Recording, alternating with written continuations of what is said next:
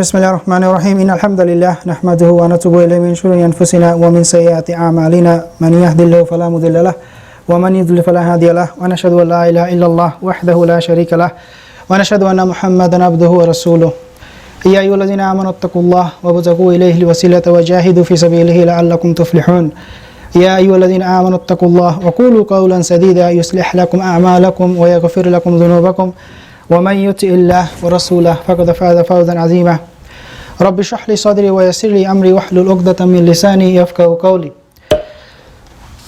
This inshallah khutbah, I want to talk to you about religious impulsiveness. When it comes to our deen, in other words, when it comes to our deen, we make a lot of decisions in haste. Rasulullah sallallahu alaihi wasallam, he mentioned in a hadith, he says that al-ajalu min ash-shaytan. Ajal, hastiness, rushing things, is from shaitan. And he also said, al-a'natu min Allah. And being patient in whatever decision we make is from Allah Azza wa Jal. So one comes from shaitan when you are rushing, making impulsive decisions, that is coming from shaitan. And the one that you make a decision with patience and with deliberation, that comes from Allah Azza wa Jal. And these things, both of these, are very true in terms of our religion. There are Muslims, before I talk about this particular topic, there are different kind of Muslims we see. Number one, dear brothers and sisters, would be a Muslim who doesn't really care much, doesn't really pray much. Maybe once in a while they will come to the masjid, maybe they will fast once in a while, but that's it. Another group of Muslim we have, these Muslims are very, very serious. They will pray, they will fast, and do all the good deeds they can possibly do. And the third group of people, or the Muslim we have, who are extreme, who think that we need to rush, I need to do this thing or that thing, I need to change the situation of the ummah, and I mean they go to a certain extreme which is not really allowed. In this kind of in this group of people, you have those people who are if they see somebody is poor, they need money, they're going to give up everything they have in their pocket, even from their bank account, without realizing that it's going to actually make their family life a little bit hard. And you also have people who are rushing to make Hajj, for example. People are making Hajj, I need to go right away. How can I wait? I need to make it fast this year. So what they do, they end up working in haram business.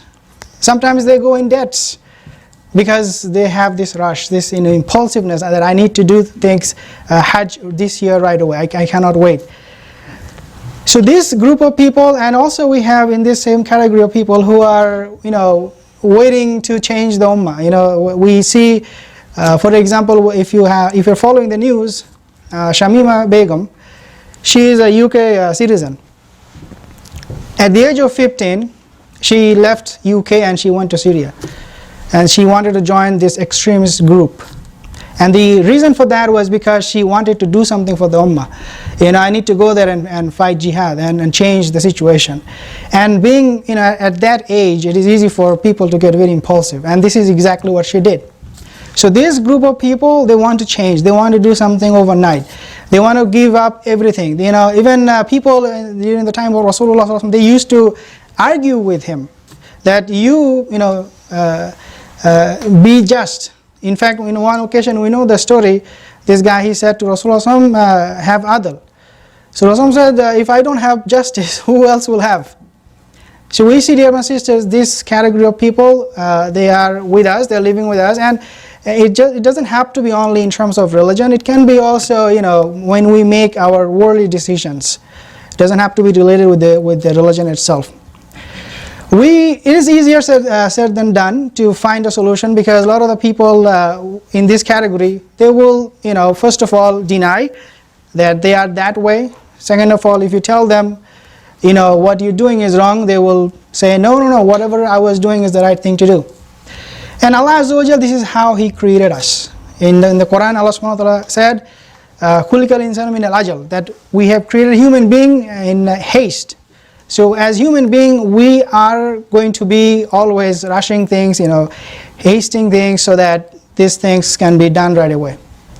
This is something also, Rasulullah, he mentioned, and in the Quran we find that the nature of the son of Adam is that we want to get things done right away. So in other words, it is very hard. I can talk about these things. We can talk about these issues with an individual who is very impulsive, but at the end of the day, we are all human beings. And some brothers, they will give up. They will say, no, I cannot change, I'm sorry. I can't help, brother. I have to, this is how I was created. So what do we do as believers, as Muslims? We just leave him alone. A lot of the time, how many times we hear this thing that, this guy, he never listens, so just leave him alone. We hear that all the time. But as believers, as Muslims, we cannot do that. We have to engage in talks with these kind of people. But again, even though we can try, but there is less possibility that this type of people will change. Because in most cases, you will find they have an excuse. For example, what happened with Shamima Begum, this young girl, she said what I was doing was the right thing to do. And she still, believes that the decision she made that time was the right thing. So if you would go and consult her, telling her that, sister, have patience and if you want to give her the right direction, she would probably refuse. We see, young Muslim guys on the street, taking drugs. You go and tell them, one day, the second day, the third day, all the time. And no matter how many times you approach them, you will always find them back on the street. Unless Allah gives them hidayah. But their justification is that, brother, I need to do it. I need to take the drug because it makes me feel better. I have family problem. My parents, they don't like me. They hate me. When I go into this kind of business, I love it. I feel good. And then they promote themselves becoming drug dealers. And then they have another excuse now that I can make money. Who will give me a job? I cannot even talk, properly. So these people, in other words, this category of people, they will always have issues. So in other words, dear my sisters, what I'm trying to get you at is, in many cases, the situation is completely hopeless. And no matter how many times you are consulting them, and it's not just those people, in this category of people, we can fall into this category of people in certain cases. Making a decision without properly judging the situation. As I said, helping out the masjid. The masjid need money. I'm going to bring everything that I have. I'm going to be extreme in giving charity. I don't care about my family. In fact, we have heard this story. Rasulullah, he was asking for a donation. This guy, he came with all his properties. He just gave it to him. So Rasulullah said, how much you have left for your family? He said, nothing. So then Rasulullah said, no, take it back. You are not Abu Bakr, you are not Umar. You have not reached to that level. So this group of people, this type of people exist, during the time in the time of Rasulullah, they exist right now, and we have to be very, very careful. It can even be you and me making irrational decisions. What is the solution? Now there are a few things that I want to share with you from the Quran for us to really deal with this kind of situation, because as I said, as believers, we cannot just abandon people, we cannot just curse people, we cannot just blame them and then forget about it. We have to live with them, we have to deal with them, we have to engage with them, so that their decisions, these impulsive decisions, will not make their family's life miserable. Every time we see young Muslims are going through this kind of phase in their life, they not only suffer themselves, but their families, they suffer. If I make a bad decision, it's not just me who will be miserable, but also my family. People will be impacted. So we need to engage with them so that inshallah we can find a solution. At the same time, we also have to understand the danger of the waswasa of shaitan, because as I said, we have to continuously purify each other through reminders. Allah SWT said that whenever a evil waswasa proposal will come from shaitan, seek refuge in Allah. This is something we have to take very seriously. So the solution for, first of all, I would think personally would be, when Allah Azza wa Jal talks about Islam, and as I'm talking about the religion itself, making impulsive decisions in religion, Allah subhanahu wa ta'ala, He said about the religion, Ya ayyuhalladhina amanu udkhulu fi silmi kaffa, that who believe enter into this religion in full.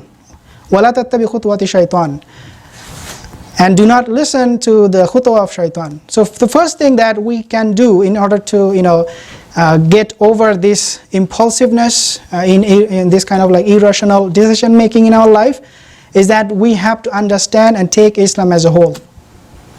Just because some part of the religion makes a lot of sense doesn't mean I do not have to think about other part of the religion. Just the religion says, Islam says fight jihad. What does it mean, fighting against the oppressors? We have to study and understand it and see how it was applied during the time of the Sahaba. When the Quran talks about, for example, sadaqah or fasting, I need to have a limit. I cannot go beyond limits. There is nothing called extreme in your religion, and that can come when you have lack of knowledge. So enter into your religion, understand your deen completely. Do not take this part and ignore the other part of the religion. We have to take it as a whole. And this is what brings me to the next point, which is our religion, subhanAllah, this kind of impulsiveness really creates a cult. If you are aware of the politics in the states, you will see people talk against Islam, the Muslims, immigrants, go back to your country. These people, they all act out of this impulsiveness. Sometimes they don't even know what they're talking about.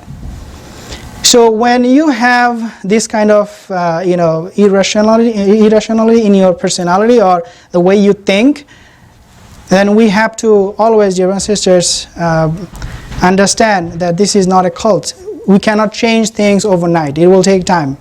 Islam is a way of life. And this is why Rasulullah, he made it absolutely clear. You want to do all of these things because you want to go to Jannah. حُفَّةُ الْجَنَّةُ بِالْمَقَارِ وَحُفَّةِ النَّارُ بِالشَّهَوَاتِ. Jannah is surrounded with hardship. It's easy for us to go and do something, at the spur of the moment, and then, regret for the rest of our life. But it is much harder for us to really live through it. The hardship, حُفَّةُ الْجَنَّةُ بِالْمَقَارِ, the hardship that comes, the pitfalls that come in our way. To deal with those on a regular basis is really hard. It's much harder than doing something at the spur of the moment. For example, giving everything in charity or becoming so extreme in your views. Those things can be done. It doesn't take too long. Because we also see that because of the nature of this, human being, those things like those, riling up kind of attitude, they don't last for too long. At one point, people, you see, I have seen personally in my life, they come to the masjid, they pray, they give da'wah, and they're very, very involved with the deen. And then all of a sudden, you see them nowhere close to the masjid. This nature is very, very, short-lived. It can phase out. You will not even realize that this person has changed so much. So we have to, dear brothers and sisters, understand that this religion of Islam is a way of life. We have to deal with our hardships, the challenges that comes with it on a regular basis. And at the end of the day, when you will, inshallah, when we die, Allah Azza wa Jal promised that that the end is for the believers, is for the muttaqin. And that promise will come true. Dear my sisters, these are some issues that we are dealing, and the reason I really wanted to talk about this particular topic today is because of what I saw on the news, that this young girl from UK, she was, when she applied for her UK citizenship, and she wanted to apply from UK, now she will not be able to come into the country. And it not only affects her and the family, but also it paints a very bad picture for the Muslim community. People all over the world, they are now reading this news. Even people who did not know anything about Islam, the first thing they will know about Islam now, because of her, is that Islam is a religion of intolerance. They will find out why this girl took this action. So it's going to repulse a lot of people away from our religion, in fact. So this is an issue we have to deal with. This is an issue we need to talk, especially as I said in the beginning. Our young generation, a lot of them, they do not know, they are not good decision makers, a lot of the time we see them, just being at the corner and not talking to anyone, and you do not know what is going on in their head. So we need to approach them. It can be your brother, it can be anybody. If you see something is off about someone, we need to engage them, we need to talk to them and help them out the way we can, inshallah. I ask Allah Azza wa Jal to forgive us our sins. Astaghfirullah innahu wal ghafurur rahim, fastaghfiruh. Bismillah, salatu wassalamu ala rasulillah sallallahu alayhi wa sallam. Inshallah we'll conclude here. We ask Allah Azza wa Jal to forgive us our sins. We ask Allah Azza wa Jal to give us a tawfiq to make judgment better. We ask Allah Azza wa Jal to give us hikmah. We ask Allah Azza wa Jal to give us the wisdom. We ask Allah Azza wa Jal to help us in our decision making. We ask Allah Azza wa Jal to give us sabr. We ask Allah Azza wa Jal to forgive and overlook all our shortcomings. We ask Allah Azza wa Jal to grant us Jannah. Allahumma inna nas'aluka Jannah. Allahumma inna nas'aluka Jannah. Allahumma inna nas'aluka Jannah. A'udhu bika minan nar. Allahumma ajina minan nar. Allahumma ajina minan nar. Rabbana taqabbal minna innaka antas samiul alim wa tub alayna innaka antat tawwabur rahim. عباد الله إن الله يأمر بالعدل والإحسان وإيتاء ذي القربى وينهى عن الفحشاء والمنكر والبغي يعظكم لعلكم تذكرون وأقيموا الصلاة